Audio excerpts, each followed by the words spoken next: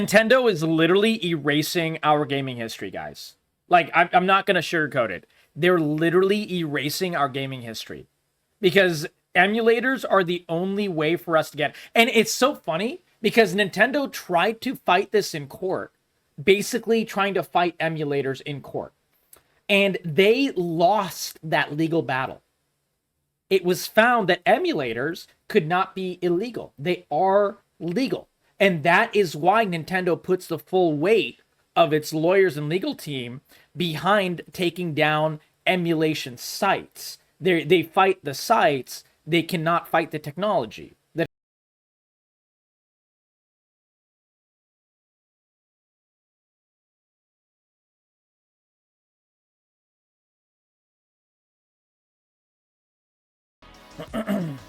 Let's rage about Nintendo. I'm gonna rage about Nintendo. Let's see how it goes.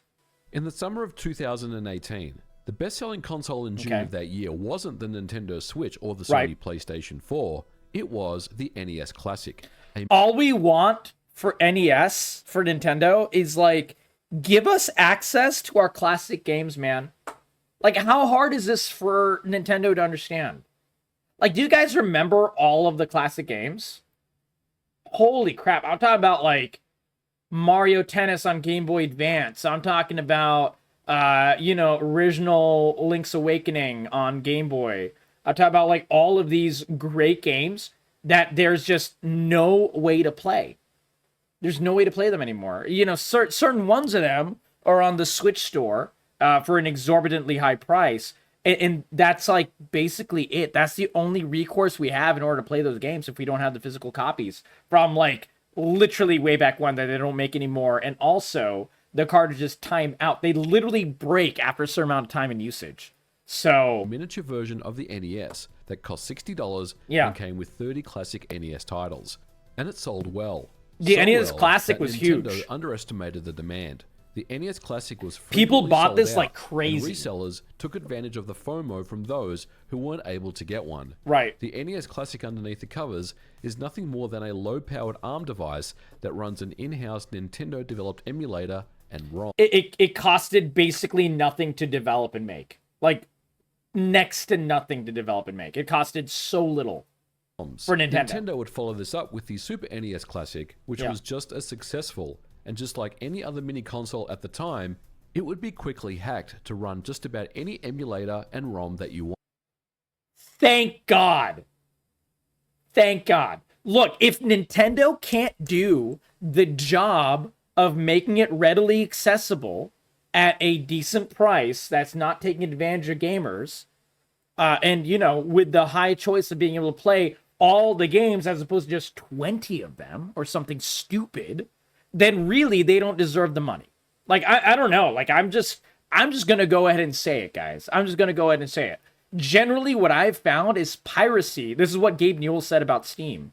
Piracy is not really a problem if you have a good enough service. Nintendo's service in this way absolutely blows. It really does. And that's why people pirate the shit out of games of Nintendo. I mean, of everything, but, like, you know, especially Nintendo games, like old Nintendo games. Oh my God. It's exorbitant. And the reason is because they're so bad and they're so anti-consumer with it. It's just so out there. We don't have any other recourse, man. I thought about wanting to play Super Metroid again for you know, well, for just randomly. I was like, man, I really miss this game. I was watching IMYT. He hops in all the time in here. He's a great guy. He speedruns that game. And I was like, man, I really miss Super Metroid. Maybe I should play the game. And the only way to play the game is to download an emulator, do it illegally, blah, blah, blah. And I was like, I don't know if I want to go through all that hassle. So I didn't do it. But the thing is that there was no other recourse for me. I can't just go out and get an SNES, you know, not for, like, you know, $500 or something crazy. It's absolutely ridiculous how rare these things are, and it shouldn't be. It's a game that they're never going to make money on again. Why are they hiding it from us? It's so stupid. In July 18 of the same year as Nintendo. the NES Classic, Nintendo would file a lawsuit against the operator of a popular console ROM site known as LoveRoms.com. Yeah, According to that was a Nintendo, while ago. the sites are among the most notorious online hubs for pirated games. And just 3 days later, LoveRoms was shut down. ME Yep. Paradise, out of fear of being targeted by Nintendo, also ceased providing ROMs on their website. In July, Nintendo's lawyers are like some of the most aggressive lawyers in anything. They're so aggressive. They're like worse than like music DMCA lawyers. And those guys are rabid. of 2019, Nintendo went scorched earth on another popular ROM sharing site known as ROMUniverse, stating the company alleges ROMUniverse is built largely on brazen and mass scale infringement. It was shut down shortly after.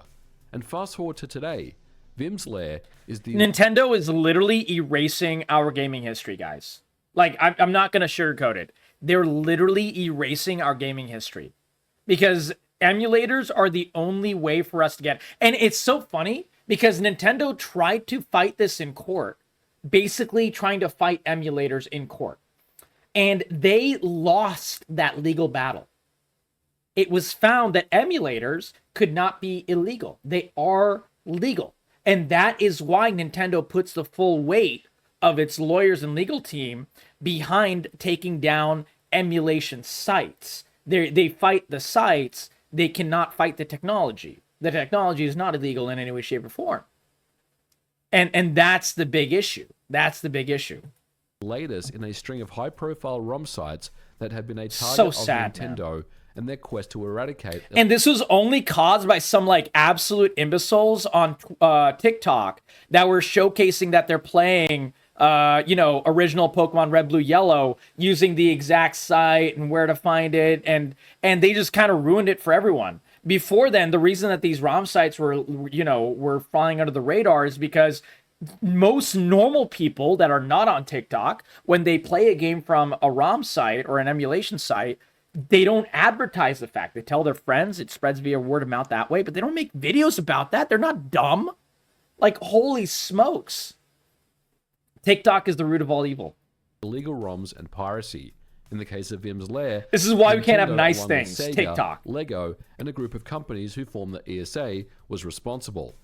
Now, I do want to be I very hate clear this. that Nintendo does have every right to protect what's theirs, and ROM Yeah. sites do indeed host illegal ROMs. But Sure. it's in my opinion that Nintendo is causing irreparable damage to a community that's Exactly. And we covered this as well earlier about how, in terms of media, gaming media is the worst media in terms of the older media disappearing.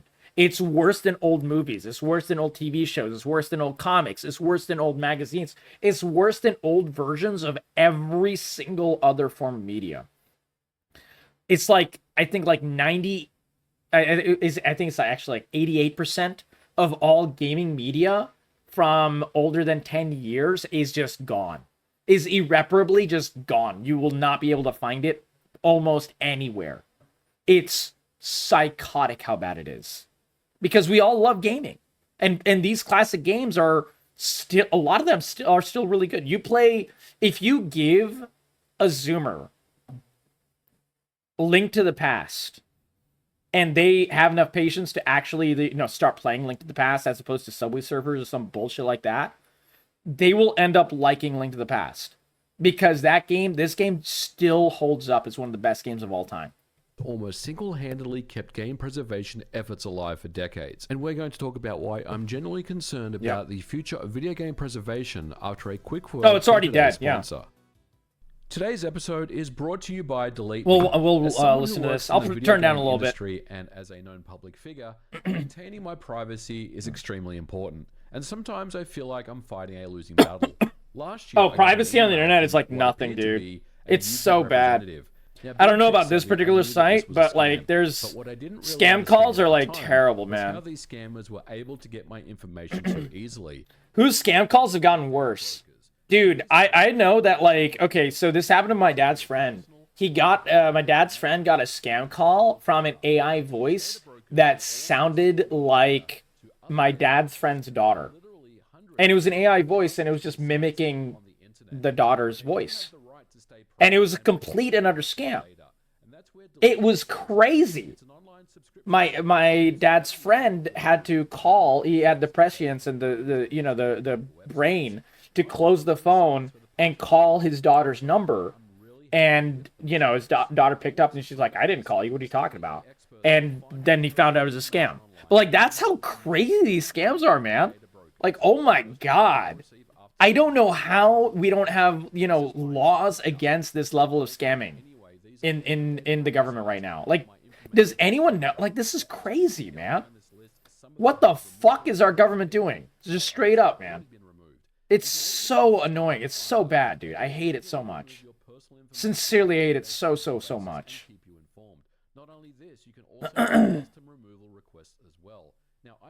I think that's like the worst type of the scam that I heard. Most of them are like really obvious scams, but that one was like, ooh, man. When AI gets involved in scams, get ready for like a renaissance in the worst way for scams. It's going to get so hard to tell some of them apart. Really. We're not ready for it. They already are? Oh no, I know they already are, but like it's going to get even worse. Nintendo has a well-documented stance against emulation and ROMs. In 1999, when Ultra HLE, the first public Nintendo 64 emulator released, they called emulation illegal. Yep. But after it This is what I was talking about. This is when emulation was defended in court. was tried in court and emulators were found to actually be legal, Nintendo changed their strategy. If they can't take down the emulators, then why not go after the sites that host the ROMs? Now you might be thinking to yourself, MVG, Nintendo just took down Yuzu. That's an emulator, so what are you talking about? Nintendo did shut down Yuzu. However, the DMCA law was never tried in court. Also, Yuzu had an entire thing where they were like basically trying to monetize it as well. And they didn't want to be caught out doing that, so that's why they settled it out of court. It was kind like this situation, a big chunk of it was Yuzu's fault. It wasn't actually completely Nintendo, taking the L here. It's actually both sides did massively bad things on both ends. And that is why Yuzu settled out of court. That is exactly why that one failed. But most ROM sites are not like Yuzu. Most ROM sites don't do anything like Yuzu did. Took an L to keep emulation legal, which I think everyone can agree was the right thing to do. But let's... They took the L because they knew what they did wrong. And they knew if it came out in court, it would absolutely be found out that they were in the wrong. And they didn't want to admit that they had any wrongdoing.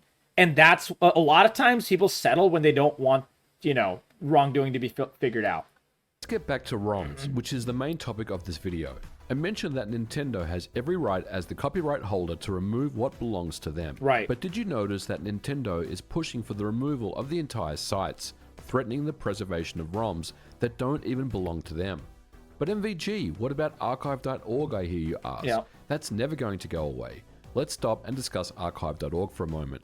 And while I do agree that with the loss of LoveROMs, Vimslare, and other sites, as long as archive.org exists, then everything will be fine. That means archive.org will not exist forever, for sure. Like, if you think that Nintendo does not have their laser eyes, their Terminator eyes set on archive.org, my dude, you don't distrust these people enough. But it's really not the case. First of all, let's talk about why Nintendo hasn't gone after archive.org in the same way as they have with the other sites. Well, it's because archive.org has a DMCA exemption to help with the archival of vintage software. It's vital to make proper archival copies. I actually did not know this. This is cool. I wish this DMCA exemption would, exist in a larger area and a larger amount. This should be a larger thing. Of these artifacts. The problem with this exemption is it's not forever. Every 3 years, the Copyright Office holds a rulemaking proceeding to determine the exemption status. And for example, if 1 year... They have to redo this every 3 years? Jesus. This reminds me of a really sad case of on 9/11, the first responders that went out, and tried to save people and stuff, like in the worst of the worst situation, they started, obviously getting cancer and all kinds of horrible things because they were breathing in all kinds of fumes and all kinds of terrible, terrible gunk and everything like that completely fucked up their bodies for their rest of their lives. And so they had to they had to fight for and ask the government for a fund to help pay their medical bills and so on. Very necessary thing, a thing that literally any normal person would agree with, right? Guess what? Every single year, they've had to fight in Congress to get the money continuing to go to them for their medical bills as first responders that went into the worst of the inferno to try to save people. That's how bad it can be for, continuing resolutions and proceedings and going back to the same thing over and over and over again because of archaic laws and archaic law structure. That's just another example of another situation where this type of thing has happened. It's so sad, man. It's so stupid. They rule against the DMCA exemption. The site is then exposed to the same takedowns as any. By the way, one of the reasons that they don't have to do that anymore for the 9/11 fund for first responders is because of Jon Stewart being a Giga Chad and completely for free. And obviously, and just because, he's so passionate about it, he fought for their rights to literally live and die with, proper medical attention for oh my God, every single year for almost 2 decades straight up. He found out about it only in late 2000s, I think is when he found out about it. Yeah, exactly, Majestic. And then finally now it's a thing that is, I think, continuing, and they won't have to redo it over and over and over again. But he had to literally shame Congress publicly for what, a month straight in order to get any movement on it. It was ridiculous, man. It was absolutely ridiculous. The ROM site, it's as simple as that. Nothing lasts forever, except for the ridiculous copyright laws when it comes to video games. And if you didn't know, here in the United States, video game copyright lasts for the entire life of the creator, correct, plus an additional 70 years. Correct. And Nintendo themselves have been outspoken opposing the DMCA exemption on. Shocker that Nintendo, EA, and Ubisoft are not happy about the DMCA exemption for archive.org. Shocker that it's the worst, absolute worst companies of the entirety of gaming that are all opposed to the same thing.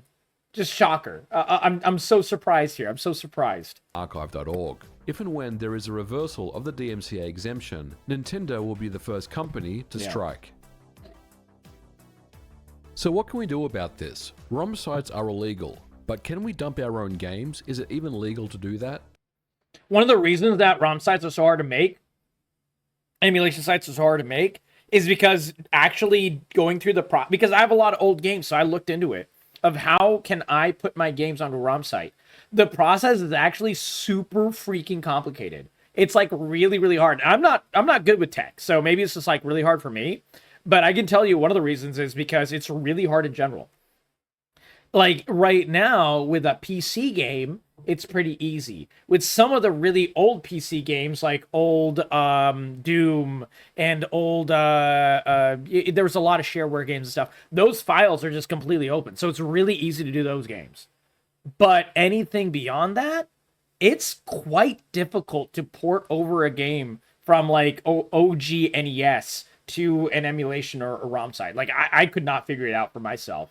And I was just, trying to do it for archive.org and things like that. It was just because I was just, a fucking nerd when I was 5 years old and so on. So I got so many old video games way back when. I'm not a lawyer, but my understanding of dumping is that it's perfectly legal to dump your own games. Correct. As long as you're not circumventing any protection measures as stated by the DMCA. In general, what this means is that anything up to around the 6th generation of game consoles would be perfectly legal to make backups of. Anything beyond that is a grey area. But for this discussion, let's just assume that all ROMs can be dumped by individuals who own originals, and it's perfectly legal to do that.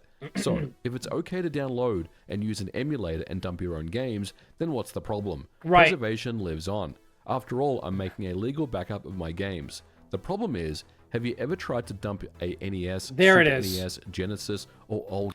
See, he's about to explain it. He's about to explain it in far better detail than I can. Game cartridge, It's not an easy thing to do. It's not. You need some type of dumping hardware like this thing here. This is the Retro 2. It can dump SNES and Genesis ROMs, and I even have an adapter for N64 and Game Boy. The Right. problem is, these aren't readily available. They are almost never They're in stock expensive. when you need one. And have you tried dumping NES game cartridges? I've tried a few different dumpers, and all of them are terrible. The best option is to use a dumping tool with the Analog NT Mini, which isn't made anymore. And back in the old Okay. days, way before FPGA-based They should make dumping more of tools, those. disc and cartridge copiers were all the rage. Now, I've used disc copiers on the channel before. These devices were also successfully blocked in US courts as illegal. Now, of course, it was still very possible to import them via Hong Kong electronic stores such as Lexang, but you start to see the frustration. Yep. Disc-based games like the Dreamcast, OG Xbox, and GameCube aren't really much better either. You can use either a specific drive with a hacked firmware, or you can use a hacked console. There you go, It Mr. shouldn't be Lilly. this That's why I'm covering complicated to make backups of your own games, and yet it is. Why not just leave everything up to Nintendo? After all, You can't trust Nintendo, man. They're the fucking worst. Like, they're literally the ones destroying their own history.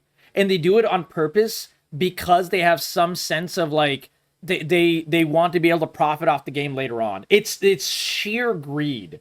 It's absolute, sheer, disgusting, horrific bullshit overreach and greed. Just like Music DMCA's now. Exact similar type of thing. Oh, that's cool, Majestic. I did not know that. There you go. they did successfully launch the Virtual Console on the Wii, Wii U, and recently the NSO service on the Nintendo Switch. Not only this, they have a very long history of providing backward compatibility options for hardware going as far back as the Game Boy Color. Only when they make you pay for it, and you cannot have access to those sites. They only offer a limited amount of games as well. Nintendo can't be trusted. The Virtual There you Console on go. the Wii was a very good service they provided. There you go. When it was all said and done, there was a total of 427 Virtual Console Guess what? They got rid of it. titles available on the service in North America. And in 2019, the Wii U online service was There it shut is. down. There it is. That means it's all gone. That means all of the effort they put into preserving those 400 and something games, gone. And we have no access to that. It is essentially losing everything all over again, twice over. So let's move over to the Wii U. There you Many go. games had to be ported to the Wii U Virtual Console, and there's a total of 318 titles available in North America. It's a pretty significant reduction. Yep.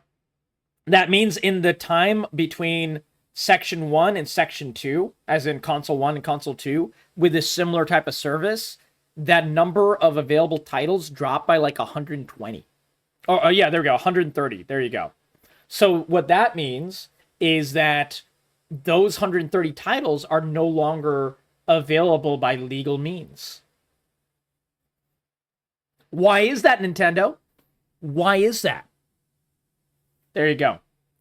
Of course, as we know, just recently, the Wii U store was also closed. Yep. But of course, That means you lose now it we again. come to the Nintendo Switch Online service, which is the service. And this is why you can't trust Nintendo. Nintendo has always wanted to provide. And the smart money suggests that Nintendo will transfer over the NSO with your Nintendo account to future Nintendo hardware, including the Switch 2. This, of course, is a good move. As of the making of this video, there's only a paltry 275 titles available on the NSO service. And we Exactly. only get a very small drip It's like, what is it, like barely a fraction. It's barely a fraction of what all of the good games on Nintendo were. feed of new games every Oh, single I love month. Mario. Yeah, I remember exactly. back in the days of The Mario games are available, Tattoo J. So those popular games are super available. But like, you can't find NES Cabal. That was my favorite shooter when I was a kid. You can't find that game on any of these. You can only find it on certain emulator sites. And I know because it's my favorite game, so I looked up how to find my favorite game. And there were like, and the number just it skyrockets when you look at any other kinds of smaller non-first party Nintendo titles, as in like anything that is not made directly by Nintendo. It is kind of a coin flip. Is this game even going to be available by certain emulators or not? And if it is, then that's really, really good, because the chances that it's going to be available via anything officially by Nintendo is like snowflakes in fucking hell. the Wii Virtual Console, we were getting games every single week. Yep. The Nintendo Switch has sold over 155 million units. Yes. But Nintendo is all but doing the absolute minimum to offer literally retro games nothing to their customers. Yeah. The number of old It's classic dog games shit. Nintendo is providing on their hardware And services Nintendo is dog shit. shrinking with every single generation. And you've probably noticed that every single month, people are asking for games like Chrono Trigger Yep. or Secret of Evermore on the service. How many years will people need to wait before they show up, if ever? There's no And how many years until when it shows up, they're like, well, you know, we have the Switch 2 now, we have the Switch 2 Pro, or whatever they're going to do, and we're going to stop service for the Nintendo Switch 1. So now anyone who had all of these games and they were enjoying all these games, it's all gone again. So we're going to have to go through the entire rigmarole, the entire process, all fucking over fucking again. You have Nintendo Wii, sure, but the Nintendo Wii's online service is gone, Rage. They turned it off on their end. That means anything that relied on the online for Nintendo Wii, it's a brick. It's a literal brick for you if you're trying to do those things. You know, for the games that you actually own and have the physical copies, sure, but that's the problem. That's the problem. When everything is online, they can take away the service and the availability of it at their own leisure at an instant.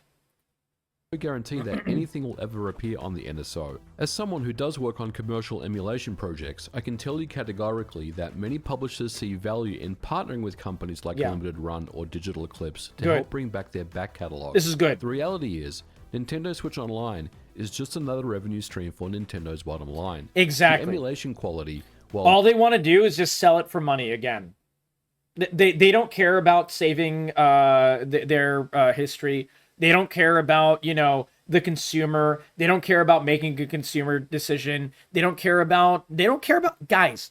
I think we just need to say it. Nintendo doesn't give a shit about you or me or anyone else who plays their games. They do not give a shit at all in any way, shape, or form.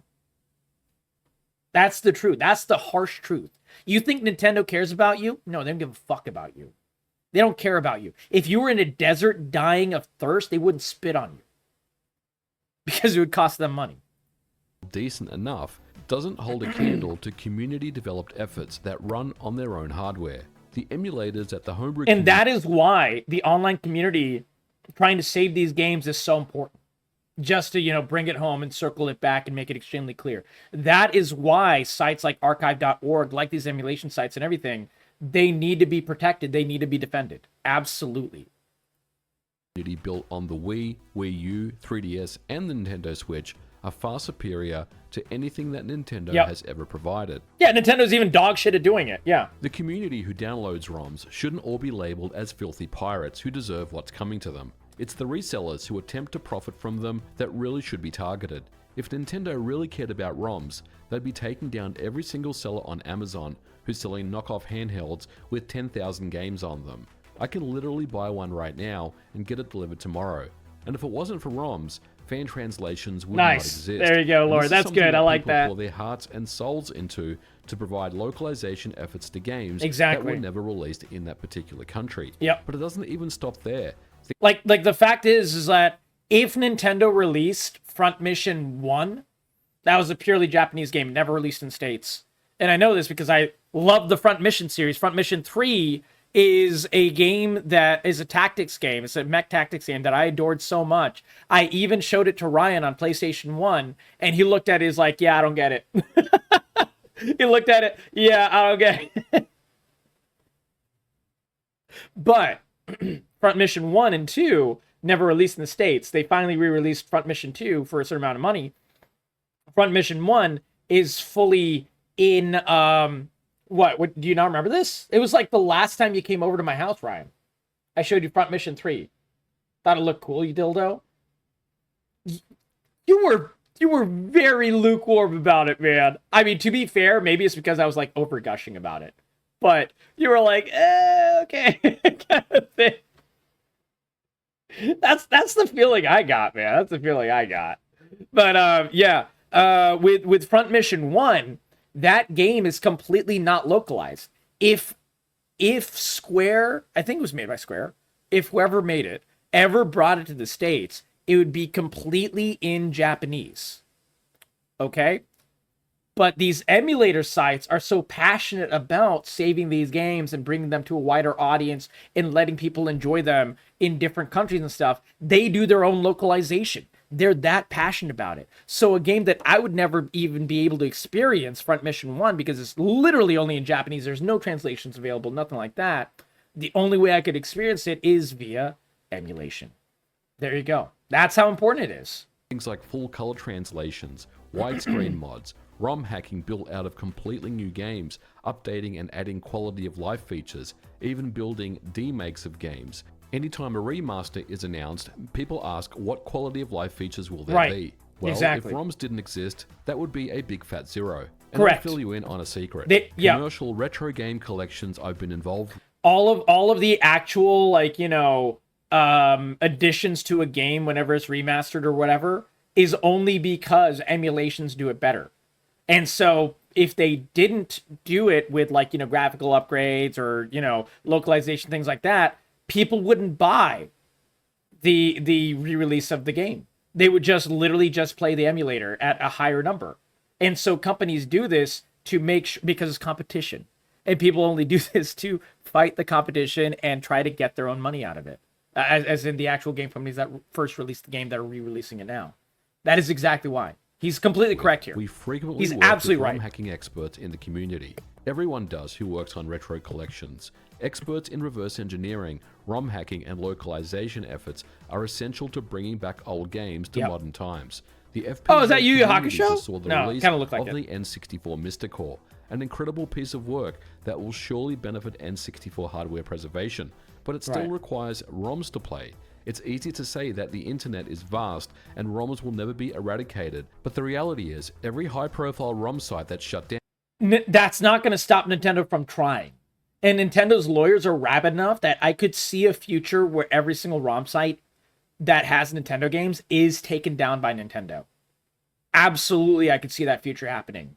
And if you don't see that future happening, chat, please understand that this is for sure a distinct possibility. And if you look at a history of their legal actions, it's easy to find on Google. You can literally Google times Nintendo has attacked ROM sites or something like that. And the list will go on so long and have so much detail.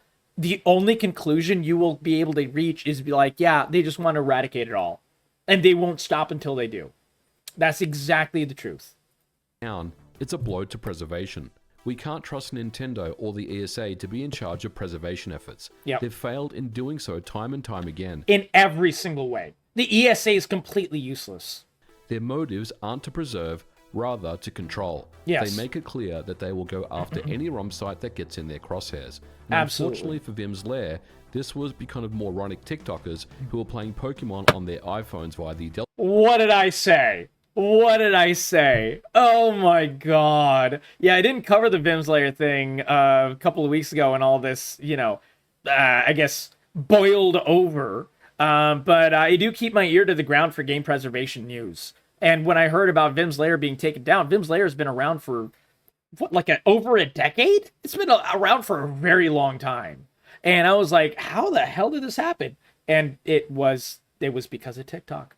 Then I found that out and I was like, I was so pissed, man. I was seething about it for like a week straight, man. Fuck TikTok. emulator, thinking that it was cool, Yep. which clearly got the attention of the ESA. If Nintendo Exactly. was serious about their history, they'd provide their entire library of ROMs on a service. This Yes. could be either a rental or a purchase and run on any legal emulator on your PC. They've never been serious about it because they see a day where they could re-release each individual game for like $20 and people would buy it. And we probably would. We probably would buy it. But that's exactly why they haven't done this. They want to sell it individually and they want to make serious bank out of it. That's exactly why. And they don't even know if they're going to be able to do it for the next 20 years, but they don't care. I know it sounds crazy, but think about it. If Nintendo set up their own Vim's Lair, which had checks and balances, people would buy those ROMs because Yes. they know that it's something that is not illegal. Sites like Vim's Lair, modders, fan translations, and ROM hacks should not be punished. These talented people are what the industry needs right now. Correct. Many ROM hackers and modders got their start in And they do it without being paid. They literally do it out of passion. It's crazy how much work emulators put in. Like, it's so crazy how much work they put in for so little thanks. They literally get attacked constantly by legal battles, like by lawyers of Nintendo and other, you know, other sites and other companies and stuff. And they still do it. They still try. They still make another site and try to do it again. They still try to do another site, try to do it again, over and over and over again, playing this little cat and mouse game just to preserve things that they're passionate about, man. It's crazy. The industry from their hobbyist work, and it would be a shame to see all that disappear. Yeah. But these are just one man's thoughts and opinions, and I do know that this topic is polarizing for many of you. Oh, he's completely right. Dude, I mean, like, I honestly think that the more I play games, the more and more I get okay with people pirating games. Like, if someone told me they pirated a certain game, I just don't even care. I'm like, that's fine, man. Do what you gotta. There was a time years ago where I was like, well, you know, pirating's wrong. I don't even think that anymore, man. Fuck it. These game companies don't care about you. Don't give a shit about them. I'm at that level now. I really am. So if you did make it to the end of this episode, I do thank you for listening. Let me know your thoughts in the comments below. I understand that a lot of people don't like emulation and ROMs, and a lot of people obviously do. But I definitely want to hear what you guys have to say in the comments below. But we are going to leave it here for today's episode. Thank you so much. Hey, look at that. Super Metroid. I was just talking about this game at the beginning of the video. Watching. If you liked it, please don't forget to Dude, leave this me a was so thumbs up, good, man. and I'll catch you guys in the next episode. This information was so in-depth, and it was so good. Holy crap. I'm going to link this video in the chat. Give it a like. Give it a sub. Share it with your friends. And bye for now. There we go. If you are watching this video, you liked my thoughts, give this video, give it a like, give it a sub. I try to create all kinds of content, whether it's educational content about situations like this, or whether it's rants about gaming in general, or good discussions about good upcoming things about, you know, game showcases, showcasing awesome indies and everything in between. So I'm Captain Corgi. I hope you guys enjoyed. And hopefully we'll see you on the flip side in the next video. We have lots of fun stuff for you. Every video going up every single morning at around 10 a.m. Eastern. There we go.